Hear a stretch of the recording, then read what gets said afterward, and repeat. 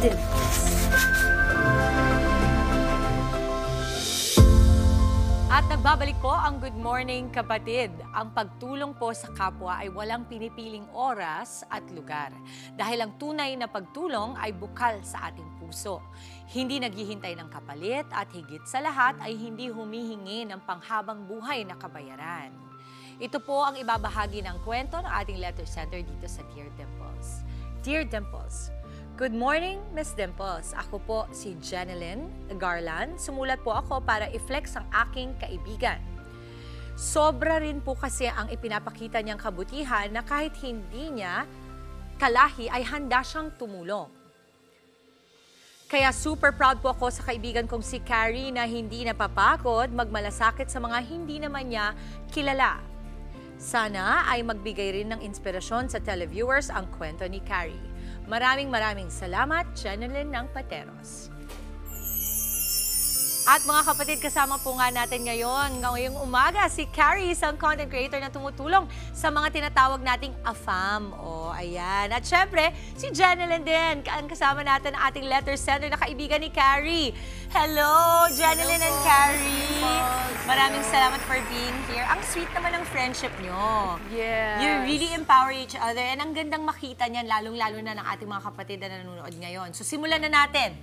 Taong 2023, so about 2 years ago, nang nagsimula si Carrie na tumulong sa mga AFAM na nalugmok at napabayaan dito sa Pilipinas. Okay, para sa mga kapatid natin na hindi alam kung ano ibig sabihin ng AFAM, ano ba yung ibig sabihin ng AFAM? A foreigner arriving in Manila. Ay yung pagkakaalam ko. Okay, so kumbaga kadalasan kasi naririnig natin yan, 'di ba? Sa mga kaibigan ko, yung jowa mo AFAM, 'di ba? Ganyan. Or yung friend mo AFAM. Yes. Okay, eto. Carrie, ano ba talaga yung nag-udyok sa'yo para tumulong sa mga foreigners? At bakit sila yung naisip mong tulungan? Para sa akin, ang nag-udyok talaga sa akin na tumulong sa mga dayuhang kagaya nila is kasi parang nakikita ko na hirap silang gumalaw sa hindi nila sariling bansa. Like, parang siguro parang hindi sila makapag-adjust kasi hindi nila alam yung kulturang meron tayo. Kaya parang talagang nag-udyok sa akin na tulungan ang mga foreigner na naghirap or naging homeless po dito sa ating bansa. Meron bang kwento ito na sarili mong experience kung bakit very particular yung pagtulong mo? Kasi usually ako, ang alam ko sa mga taong tumutulong ay yung mga taong natulungan din ng ibang tao naman before in their lifetime. May ganun ka ba? Wala po. Like, ako talaga like on the spot. Kumbaga parang innate talaga sa'yo ang pagiging matulungin. At nagkataon na puro mga AFAM halos ang natutulungan mo. Yes Okay. po. Ilan na yung mga natulungan mong mga AFAM at anong klaseng tulong ba ang ibinibigay mo sa kanila? Bali, mahigit 7 na din po yung mga foreigner na natulungan ko at nabago po talaga yung buhay nila. Mga naitulong ko po, like, di na po sila homeless. Na may nasisilong na sila at hindi na sila nagbebeg sa street. So, saan sila natutulog na because of you? Ngayon, like, because of the video na ina-upload ko, which is ay pinag-instrument, like, yung mga organization, like sa mga embassy, natutulungan po sila. That's right. Okay, so let's just make it clear na hindi ikaw yung nagbibigay ng bahay, hindi ka baka mamaya kasi may biglang kumatok sa'yo. I want a house, sabihin, dahil you give houses. No, kumbaga nagiging instrumento ka para maging aware yung mga kaukulan na dapat nag-aalaga sa kanila para mabigyan sila ng kanilang mga basic rights, which is of course shelter, food, diba? Protection, mga kailangan nila. Ang galing because you are using your very platform on social media to create awareness para sa kanila. Ang galing po. Okay, ano ba yung karaniwang kwento ng mga tinutulungan mo at bakit sila humantong sa ganong klase ng sitwasyon? Madalas ang mga nagiging kwento po nila is na-in-love sila sa kababayan nating Pinay. Umuwi sila dito sa bansa natin para ma-meet nila yung nakilala nilang Pilipina. At ayun, sa kasamaang palad ay hindi nagiging maganda yung sitwasyon ng buhay nila dito. Kumbaga parang, ano bang kadalasan mga nakwento sa'yo? Kunwari, iniwan ba sila? Or hindi na nakipagkita sa kanila?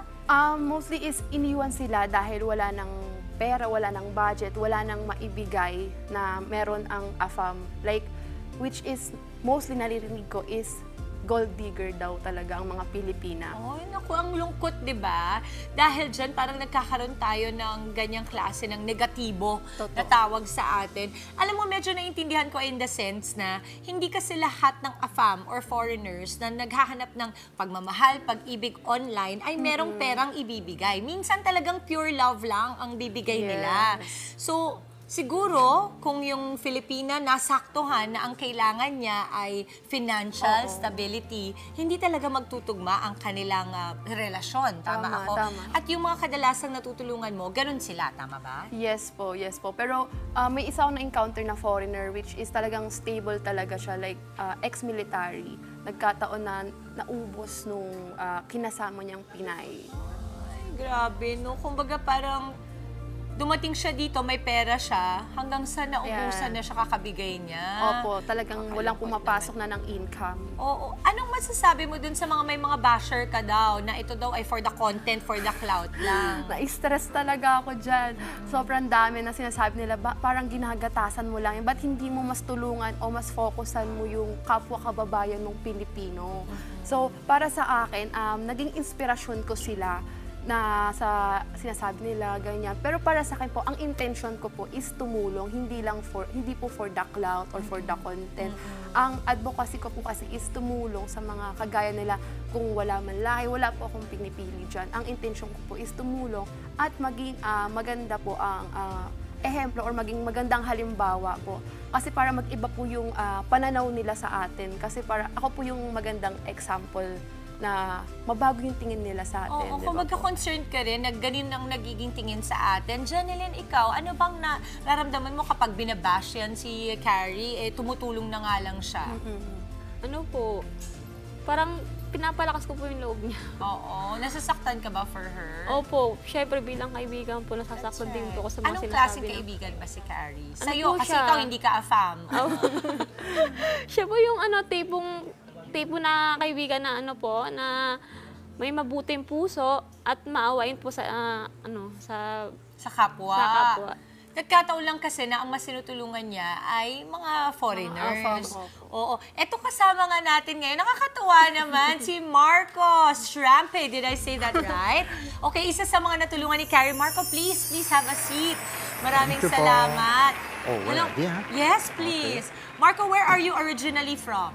I'm from Germany, ma'am. Germany. So you're German. Yes. Did you know how to speak Tagalog when you came here or no? No, Now, not really. marunong na? Not really. I still have no split. Oh, so you don't speak Tagalog just yet? Oh, I speak, but not fluent. Not fluent. What do you know? Kumusta ka? Kamusta ka? I can swear Tagalog. Ay, don't do that. Good morning, kapatid. When we swear, we don't swear here.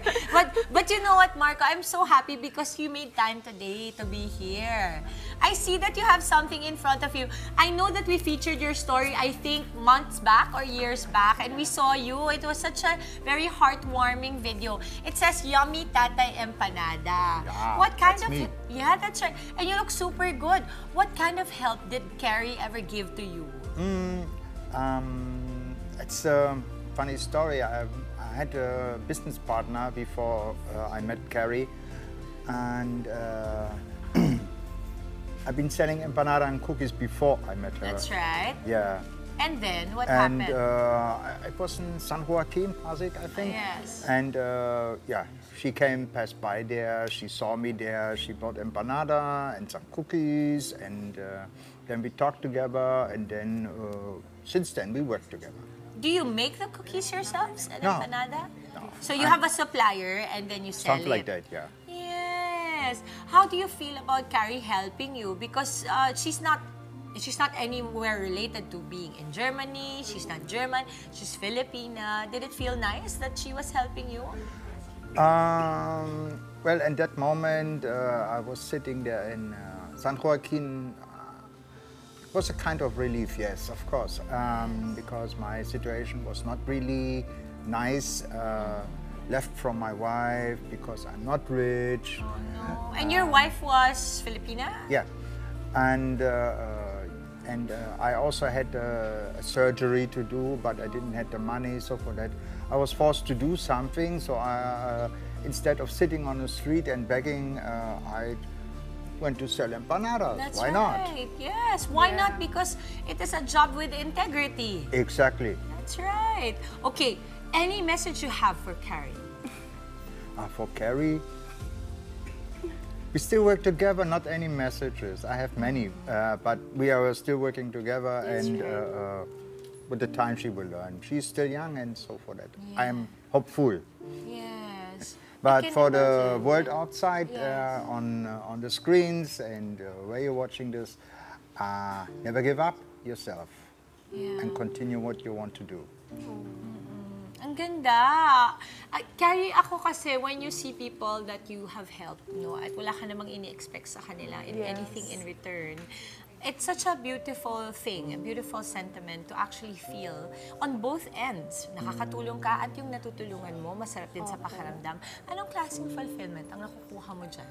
Para sa akin, ang fulfillment talaga nararamdaman. Sobrang grateful ko talaga sa pakiramdam na nakikita ko na at the age of 22 na nakakatulong na pala ako na sa ganoong paraan na hindi ko inaakala. The way of that is malaki na pala yung naitutulong ko sa mga kagaya nila Tatay Empanada at sa mga iba pang AFAM at sa mga future na AFAM pang matutulungan ko po. Sobrang grateful po talaga ako. That's right. I mean, ako, I can only be so grateful that what I'm seeing today is actually people who are always striving to be better than they were yesterday. And that's the most important thing.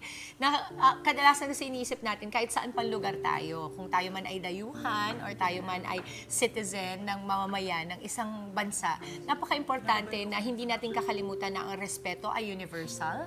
A love and kindness to each other is universal. You don't have to be any kind of gender, any kind of status in life, rich or poor. Exactly, yeah. You can extend kindness to people. Exactly. Every day yan, napaka-importante.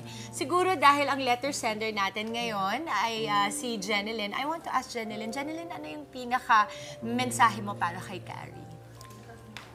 Mensahe ko po kay Friends Carrie is, forever. ano po, Ano? Oh.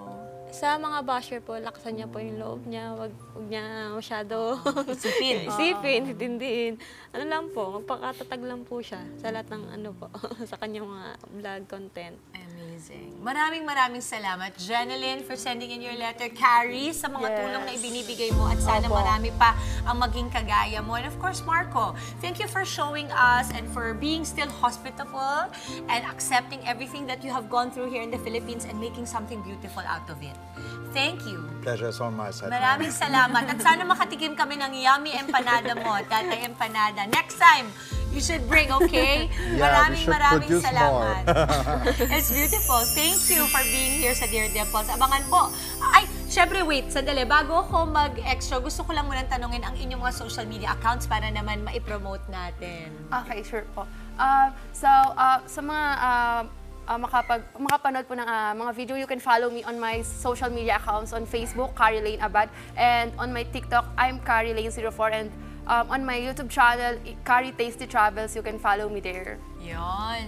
And Ikaw, don't forget Tatay Empanada. to visit our page on Facebook, Tatay Empanada Official. That's nice. And we can order from there. Exactly. Marco, okay. Amazing. Maraming salamat, Marco, Tatay Empanada, Thank you po. Jenilyn, and Carrie. Thank you for being here. Thank you so much. Abangan pa po ang mga susunod pang kwento ng inspirasyon, pangarap at laban sa buhay. Dito lamang po sa Dear Dimples. Mga kapatid, Dimples Romana po, maging maalam at may pakialam sa mga napapanahong issue at headlines. Mag-follow na po at subscribe na sa social media pages ng News 5.